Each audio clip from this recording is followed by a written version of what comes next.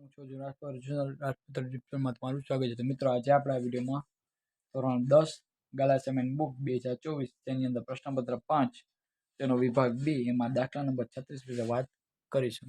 જો તમે અમારી યુટ્યુબ ચેનલ નવા છો તો અત્યારે જ યુટ્યુબ ચેનલ લાઇક કરો, શેર કરો, સબસ્ક્રાઈબ કરો અને બાજુના બેલ આઇકન બટન પર ક્લિક કરવાનું ભૂલશો નહીં, જેથી કરીને આના પછીના જે વિડીયો મૂકવું એની તમને નોટિફિકેશન મળતી રહે. વાત કરીએ 3 સેમી લંબાઈના સંપન્ન આકારના એવા 6 ટુકડા છે. તો જો આ પહેલો ટુકડો થયો, બરાબર, પછી બીજો, પછી ત્રીજો, પછી ચોથો આ ટુકડો, પછી પાંચમો અને છઠ્ઠો. બધાને જોઈન્ટ કરી દેવાના.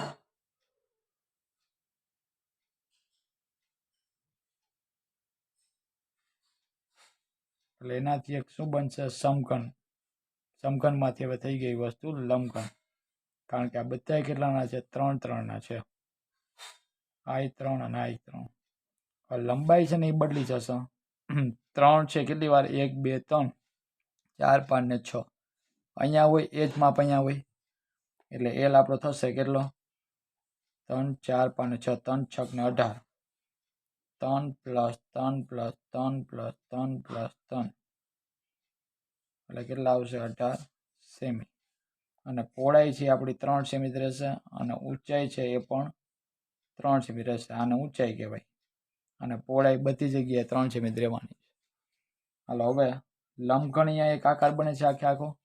લખવાનું લંબઘનની કુલ સપાટીનું ક્ષેત્રફળ બરાબર 2 કૌંસમાં LB, BH અને HL. 2 કૌંસમાં L એટલે કેટલા? 18, B એટલે 3, 3 × 3, 3 × 18. ચલો, 18 તેરી 54, 3 તેરી 9 અને 18 તેરી 54. 54 ને 54 108. 108 ને 9 108 અને 9 નાખીએ એટલે કેટલા થાય? 117. બરાબર. 2 × 7 = 14 નો ચોગડો વધી 1, 2 × 2 ને 1 3 અને 2 × 2 234 સેમીનો વર્ગ. ખ્યાલ આવી ગયો? ચાલો નેક્સ્ટ.